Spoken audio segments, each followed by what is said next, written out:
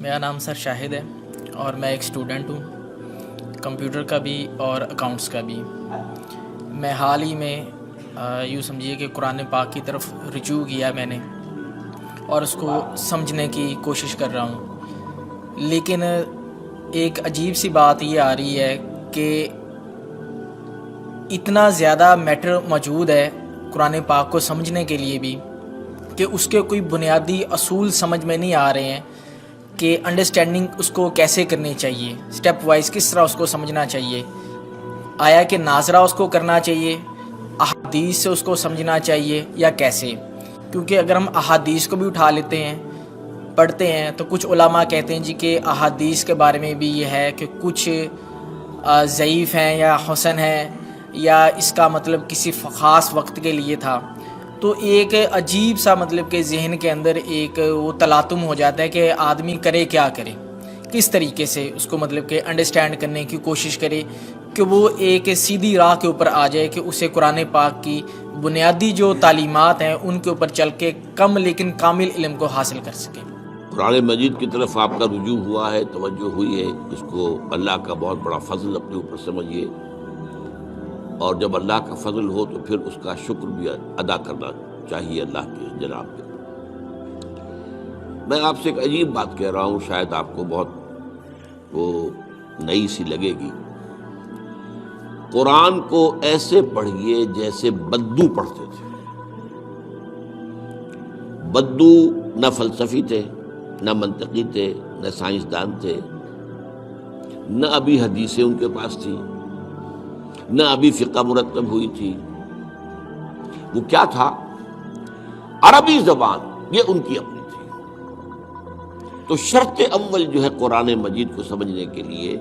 وہ عربی زبان کا صرف و نحو صحیح جاننا یہ لازم ہے۔ پھر قرآن کے متن ہی کو اصل سمجھیے۔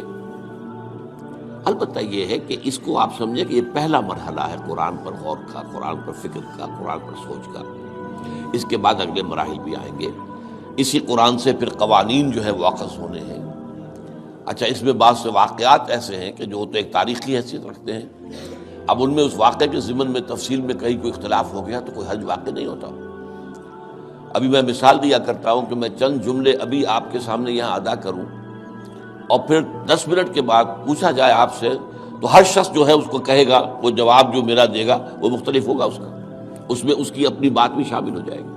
اور سوچ میری بات سنتے ہوئے بھی جو اس کا سبجیکٹو مائنڈ ہے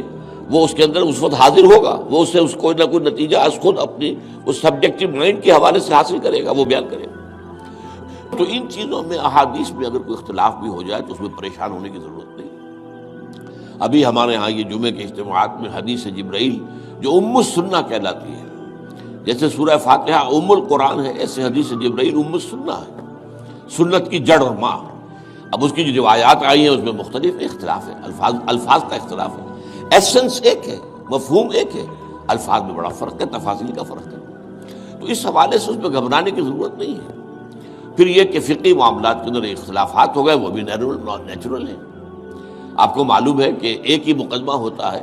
8 جج بیٹھے ہوئے ہیں ایک بینچ پر، 5 کا فیصلہ ایک ہے، 3 کا ایک ہے، یا اور بھی تقسیم ہو سکتی ہے۔ قانون وہی، اور یہ میں بات کر رہا ہوں سپریم کورٹ کی یا ہائی کورٹ کی، وہاں پہ تو ظاہر بات ہے وہ نئے بیانات نہیں لیے جاتے، وہ جو بھی فائل ہے وہ تو بہت پہلے سے تیار ہو چکی ہے، اس کے اوپر بحث ہوتی ہے، صرف اسی سے اخذ کیا جاتا ہے، مطلب ان کا وہی رہتا ہے، اس کے اندر تبدیلی نہیں ہو سکتی، اس موقع پر کوئی نئی گواہی نہیں آتی۔ تو اس اعتبار سے ان چیزوں پہ گھبرانے کی ضرورت نہیں ہے۔ البتہ آپ آغاز جس طریقے سے کریں وہ میں نے آپ کو بتا دیا ہے، اس میں یہ کہ آپ اصل میں ان تمام جو چیزیں ہیں اضافی، ان سے ذرا صرف نظر کرتے ہوئے عارضی طور پر پہلے قرآن کو ایسے پڑھیے جیسے بدو پڑھتا تھا۔ اور وہی بات تھی کہ بدو پھر جس طریقے سے موٹیویٹ ہوا ہے، بدو سے مراد میں صحابہ کو عام طور پر لفظ دے رہا ہوں، یہ ان کی اس کے لیے وہ نہ سمجھیے کوئی توہین کی بات ہے، مطلب یہ کہ میں اس معنی میں کہہ رہا ہوں کہ وہ لوگ فلسفی نہیں تھے، کوئی پڑھے لکھے لوگ نہیں تھے، بلکہ امت کا نام ہی ہے یہ جو ہے امیین، ان پڑھ لوگ، ان پڑھ، ان لیٹرڈ ون، حضور کی شان بھی یہی ہے، امی ہے۔ تو انہوں نے قرآن کو جس طور سے سمجھا ہے وہ ہے بہترین طریقہ قرآن کو سمجھنے کا، اور اسی سے پھر وہ صحیح موٹیویشن ہوتی ہے کہ انہوں نے تن من دھن سب لگا دیا اللہ کے دین کے لیے اور اللہ کے دین کو غالب کر دیا۔ بحثوں میں پڑھ کر اور وہ جو باریکیوں میں پڑھ کر اور بال کی کھال اتار کر اور منطقی طور پر تجزیہ کر کے اور فلاں احادیث کے تقابل کے اس میں پڑھ کر علم کا تو اضافہ ہوگا، لیکن وہ انسپریشن اور موٹیویشن جو ہے وہ اس کے اندر نہیں رہے گی۔